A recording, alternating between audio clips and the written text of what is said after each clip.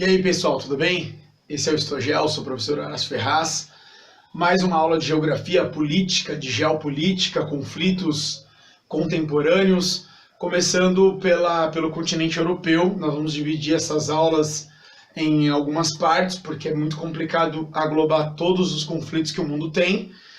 Já mostrando um pouco do porquê que eu estou dizendo isso, através desse mapinha, que mostra aí boa parte dos oficiais conflitos internos e externos que o mundo está tendo. A maioria dos conflitos hoje, aproximadamente 90% das guerras que existem no mundo, são guerras internas, né? São conflitos étnicos, nacionalistas, separatistas, 90% deles internos, né?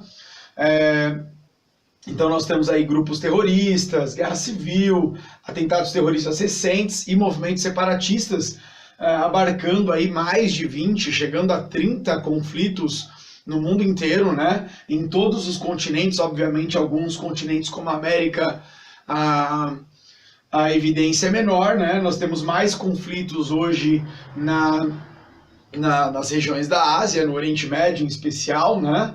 Pegando também o continente africano, resultado aí da pós-independência, né? Do processo de independência, do fim da Guerra Fria e do fim do processo de colonização europeu nas regiões afroasiáticas, que deixa até hoje inúmeros conflitos, né, nesses territórios, né?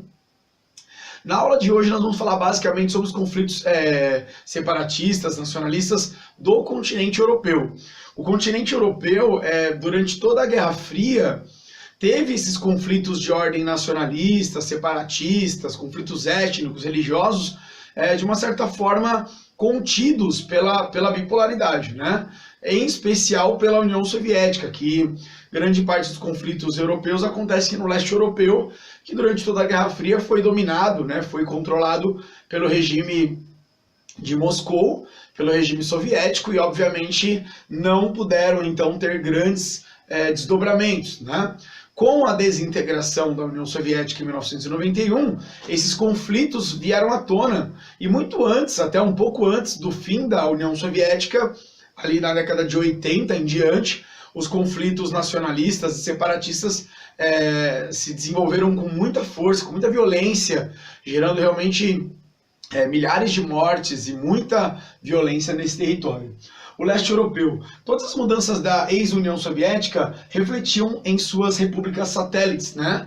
O fim da União Soviética surgiram 15 países, contando com a Rússia. Então, essas ex-repúblicas satélites da União Soviética sofriam com qualquer decisão dentro do regime de Moscou.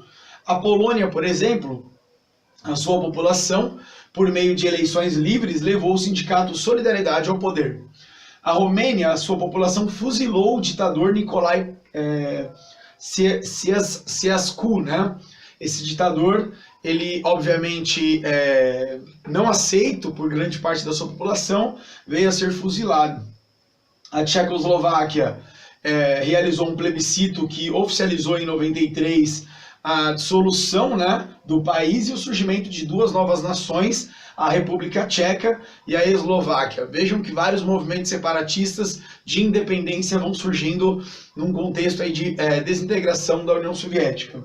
A Alemanha Oriental, existe uma certa confusão nos conceitos. A população derruba o Muro de Berlim, mas eu acredito que não é um processo em si de reunificação das Alemanhas, mas muito mais de anexação da Alemanha Oriental pela Alemanha Ocidental, uma vez que a Alemanha Ocidental vai impor o capitalismo, vai impor os seus valores e o seu governo na ex-Alemanha Oriental, que era de regime socialista e tinha ficado por isso muito pobre, muito atrasada, né? A população vai derrubar o Muro de Berlim em 1989, e as duas Alemanhas elas se reúnem, mas com certeza sobre um ponto de vista do capitalismo, da Alemanha Ocidental, que até então triunfara nesse momento.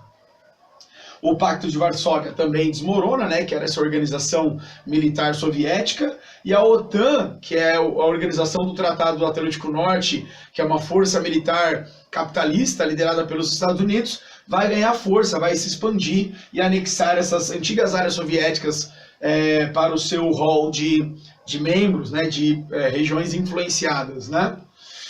Todas essas mudanças elas vão acontecendo de forma muito rápida, né? O fim da União Soviética na década de 80 para 90, tudo isso aconteceu de forma muito rápida, gerando movimentos nacionalistas, fluxos de pessoas, crises econômicas, desemprego, misturas extremamente explosivas, né? Movimentos neonazistas e muita xenofobia, movimentos de limpeza étnica, como foi o caso dos sérvios, né? E que vai gerar aí inúmeros conflitos extremamente violentos, com milhares de mortos, né? Em todo o continente europeu.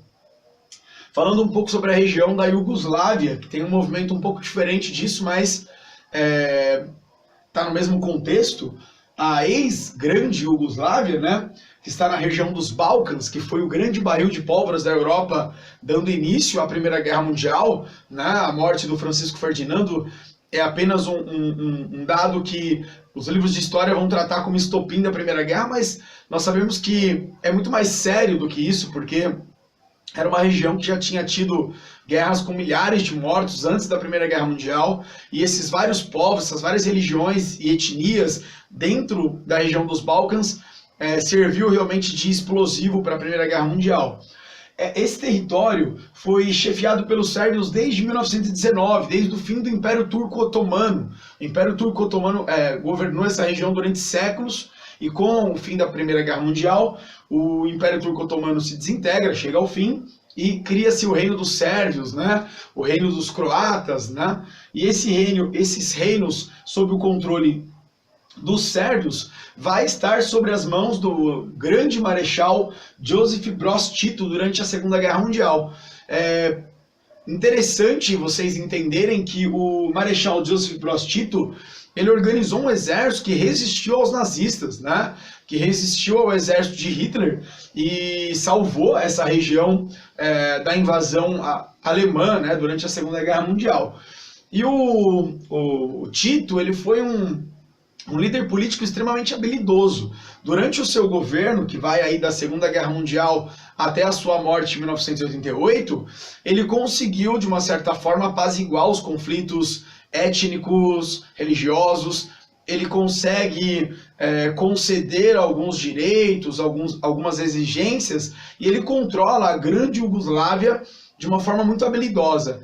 Com a morte do Tito, vai assumir o poder o sérvio Slobodan Milošević. E é aí que a coisa começa a complicar, porque ele tem uma posição ultranacionalista e ele vai adotar uma política de repressão às outras etnias, né? Então os sérvios, que não eram a maioria da população, eles acabam, através da situação, né, de estarem no governo, de estarem com a máquina do governo, o exército em suas mãos, a perseguir e matar e oprimir todas as outras etnias dentro da antiga Iugoslávia. E, obviamente, isso vai gerar diversos conflitos, né? Em 1991, a Croácia e a Eslovênia declaram suas independências através de plebiscitos, onde a população decide, então, por se separar da Iugoslávia, e então surge a Croácia e surge a Eslovênia. Seguidos pela Bósnia e Herzegovina. Tudo parecia muito bem. A Bósnia também adota a mesma resolução de fazer, então, a sua independência. Contudo, a Bósnia e Herzegovina, ela tem uma população de 35% de origem sérvia. E os sérvios não vão aceitar ser governados por muçulmanos. Eles não aceitam o governo muçulmano, e a partir de então, o governo da Sérvia em si não vai se envolver diretamente, porém vai dar apoio logístico, militar, aos sérvios que vivem na Bósnia, que vão iniciar uma limpeza étnica, e disso você já pode esperar muita violência, muita morte. O conflito resultou em mais de 200 mil mortos, de 91 até 95, com o que nós chamamos aí, de forma muito ruim, né, falar isso para vocês, estuprocídio, porque 5 mil mulheres foram estupradas nesse período, e houve realmente muita violência. A OTAN, a ONU, vão, nos anos de 95 em diante, de alguma forma conseguir aí algum acordo de paz, né? O presidente Bill Clinton dos Estados Unidos surge nesse contexto de globalização, e a ONU vai intermediar os acordos de paz, porém, a posterior criação de uma federação multiétnica da Bósnia, né? Que até hoje tem alguns conflitos internos. A situação piorou ainda mais quando os sérvios eles decidem então ocupar a província autônoma de Kosovo. Kosovo, até então como uma província autônoma, vai ser ocupada pelos sérvios, dando início então a uma luta armada liderada pela ELK, pelo Exército de Libertação de Kosovo. De 99 para cá, a região vive uma relativa paz interna, mas tem a necessidade de um monitoramento da ONU, né, da OTAN, bases militares da OTAN instaladas em algumas regiões estratégicas dessa região. Em 2003, a Iugoslávia passou a chamar-se União de Sérvia e Montenegro. Em maio de 2006, Montenegro declarou sua independência da Sérvia, se separando então da Sérvia, e o ato foi aceito automaticamente pela ONU. Nós vamos falar agora de conflitos na Europa Ocidental, né, na Europa Ibérica e essa região mais ocidental da Europa. Dominados, vamos falar um pouquinho do País Basco, né, da região basca. O País Basco foi dominado pela coroa espanhola desde a centralização do governo espanhol, né? Desde Fernando e Isabel, da união dos reinos de Castela e Aragão ali do século XIV, após a Guerra de Reconquista, em que a Espanha expulsou os árabes, né? A região basca passa a ser dominada então pela coroa espanhola.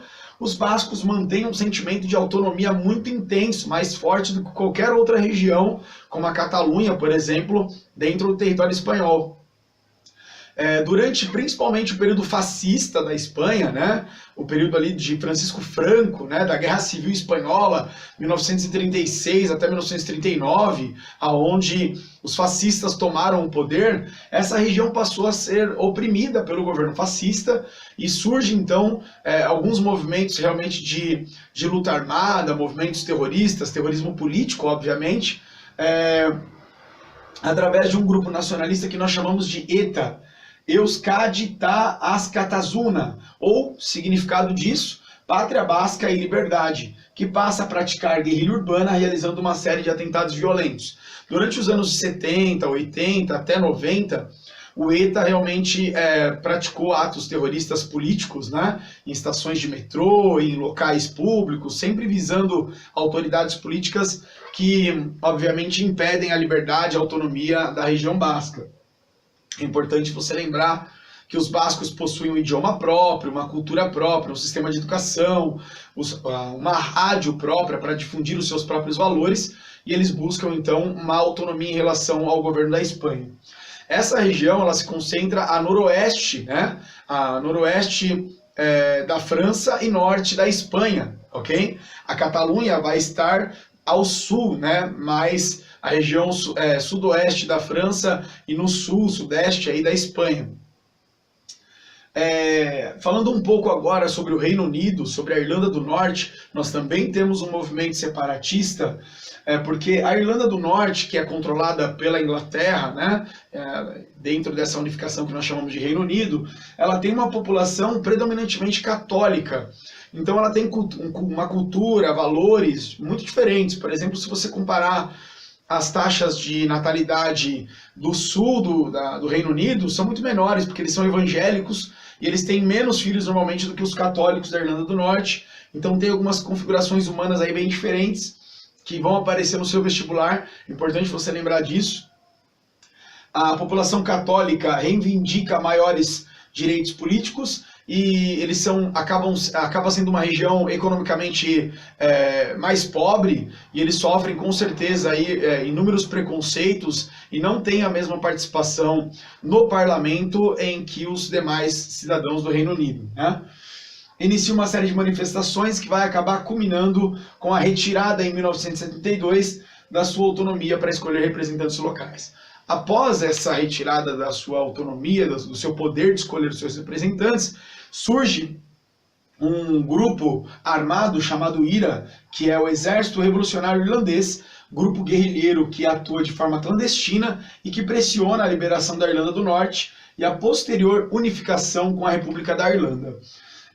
Esse grupo passou a atuar da década de 70, 80 e 90, com vários atentados, com muitas mortes, e nos últimos anos, desde 2005, 2008 para cá, deixaram os ataques terroristas em suas militâncias. Obviamente a ONU, com muita preocupação, tem articulado algumas negociações de paz e hoje a situação é relativamente estável. Terminando a aula com a questão da Catalunha, uma província autônoma com cultura e idioma próprio, anexado pelo governo espanhol desde a Guerra de Secessão na Espanha, em 1714, veja bem, início do século XVIII, essa região foi dominada pela coroa espanhola. Essa região desenvolveu-se nos moldes da Revolução Industrial, então passou a ser uma região mais desenvolvida economicamente, industrialmente, tornou-se um dos centros comerciais mais desenvolvidos da Espanha, e por conta da crise da economia espanhola dentro da União Europeia, há uma significativa adesão da sua população, manifestando-se a favor da independência da região da Catalunha.